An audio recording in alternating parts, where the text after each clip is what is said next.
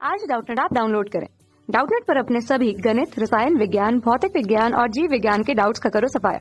बस प्रश्न की फोटो खींचो, एक ही प्रश्न को क्रॉप करो और तुरंत वीडियो सोल्यूशन पाओ। अभी डाउनलोड करें। प्रश्न दिया है 5 × 10 की घात ऋण 3 किलोग्राम बर्फ जिसका ताप यहाँ पे ऋण 10 डिग्री सेल्सियस है, 20 डिग्री सेल्सियस पर पानी में बदलने के लिए कितने कार्य की आवश्यकता होगी और बर्फ की विशिष्ट ऊष्माधारिता यहाँ पे 2100 जूल प्रति किलोग्राम प्रति डिग्री सेल्सियस में है। बर्फ की विशिष्ट गुप्त ऊष्मा का मान यहाँ पे 336 × 10 की घात 3 जूल प्रति किलोग्राम है।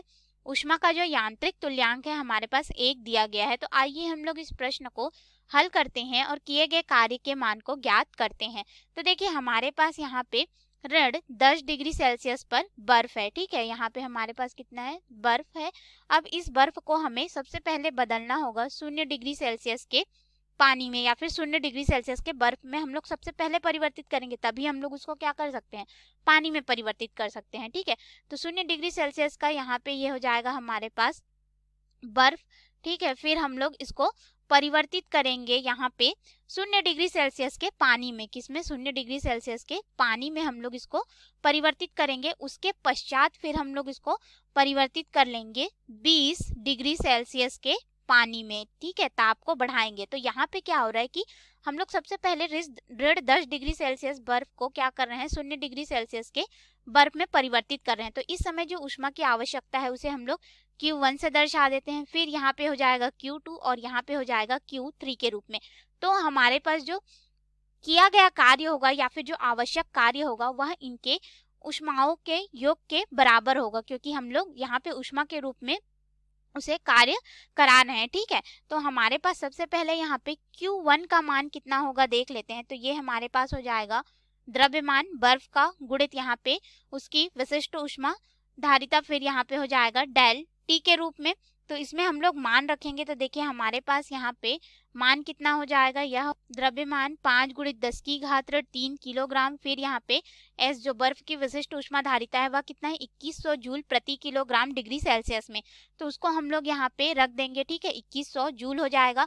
फिर यहाँ पे हम लोग तापांतर अगर देखें तो ऋण 10 डिग्री सेल्सियस से 0 डिग्री सेल्सियस, यानी कि यहाँ पे तापांतर कितना हो जाएगा, 10 डिग्री सेल्सियस का। अब हम लोग इसको आगे हल करेंगे तो हमारे पास क्या हो जाएगा, देखो ये 21 × 10 की घात धनात्मक 3 हो जाएगा और ये 10 की घात ऋण 3 से कट जाएगा। फिर 21 गुणित हम लोग यहाँ पे 5 कर देंगे, तो इसे हम लोग अभी इसी रूप में रहने देते हैं, 21 × 5 के रूप में इतना हमारे पास जूल प्राप्त होगा। तो ये हो गया Q1 का मान। अब देखिए हम लोग यहाँ पे क्या कर रहे हैं, बर्फ जो है हमारे पास 0 डिग्री सेल्सियस का, उसे हम लोग पानी में परिवर्तित कर रहे हैं। तो पानी में परिवर्तित कर रहे हैं तो बर्फ जो है यहाँ पे गलेगा, तो उस समय जो Q2 होगा वह कितना हो जाएगा हमारे पास, यह हमारे पास हो जाएगा बर्फ का द्रव्यमान गुणित बर्फ की विशिष्ट गुप्त ऊष्मा या फिर गलन की गुप्त ऊष्मा, जिसे हम लोग L से दर्शाते हैं। और हमारे पास फिर ये वाला मान हो जाएगा द्रव्यमान 5 × 10 की घात 3 किलोग्राम गुणित यहाँ पे हो जाएगा 336 × 10 की घात धनात्मक 3 जूल प्रति किलोग्राम। फिर से यहाँ पे 10 की घात 3 और 10 की घात 3 कट जाएगा और हमारे पास इसका मान हो जाएगा 5 × 336 जूल। इसे हम लोग समीकरण 2 नाम दे देते हैं, इसे समीकरण 1 नाम दे दिए, ठीक है। तो इस तरह से हमारे पास Q2 का मान आ गया। अब हम लोग यहाँ पे Q3 का मान निकालेंगे, जो कि हमारे पास क्या हो रहा है कि बर्फ से पानी में परिवर्तित होगा, ठीक है। यानी कि यहाँ पे बर्फ से पानी में परिवर्तित हुआ। अब पानी जो है 0 डिग्री सेल्सियस का है, इसे हम लोग क्या कर रहे हैं, एक ताप देंगे 20 डिग्री सेल्सियस का। तो पानी को हम लोग ताप दे रहे हैं, यानी कि ये हमारे पास हो जाएगा Q3 के रूप में। और हमारे पास यहाँ पे फिर मान हो जाएगा द्रव्यमान M गुणित यहाँ पे हो जाएगा S गुणित डेल T के रूप में। अब हम लोग मान रखना प्रारंभ करेंगे तो देखिए हमारे पास बर्फ था, वही क्या हुआ, पानी में परिवर्तित हुआ, यानी कि ये हो जाएगा 5 × 10 की घात 3 किलोग्राम गुणित S। अब यह किसका हो जाएगा, पानी के लिए हो जाएगा, ठीक है। तो हम लोग इसको पानी में परिवर्तित करेंगे तो पानी का जो हमारे पास यहाँ पे विशिष्ट ऊष्मा धारिता होगा वह हमारे पास होता है 4200, ठीक है, जूल। यहाँ पे हो जाएगा 4200 जूल प्रति किलोग्राम प्रति डिग्री सेल्सियस में। तो इसको हम लोग रख लिए। फिर ये हो जाएगा गुणित में तापांतर। तो तापांतर अगर हम लोग देखें तो ये कितना है, 0 डिग्री सेल्सियस से 20 डिग्री सेल्सियस में आ रहा है, अर्थात हमारे पास तापांतर का मान देखेंगे तो 20 डिग्री सेल्सियस हो जाएगा।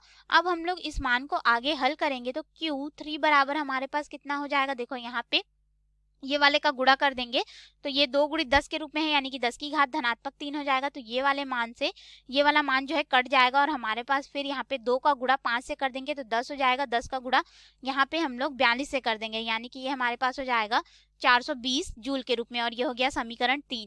अब हम लोग को यहाँ पे किए गए कार्य का मान निकालना था, तो किया गया कार्य कितना हो जाएगा, कुल दी गई ऊष्मा के बराबर, यानी कि हमारे पास टोटल वर्क W बराबर कितना हो जाएगा, Q1 धन Q2 धन यहाँ पे हो जाएगा Q3 के रूप में।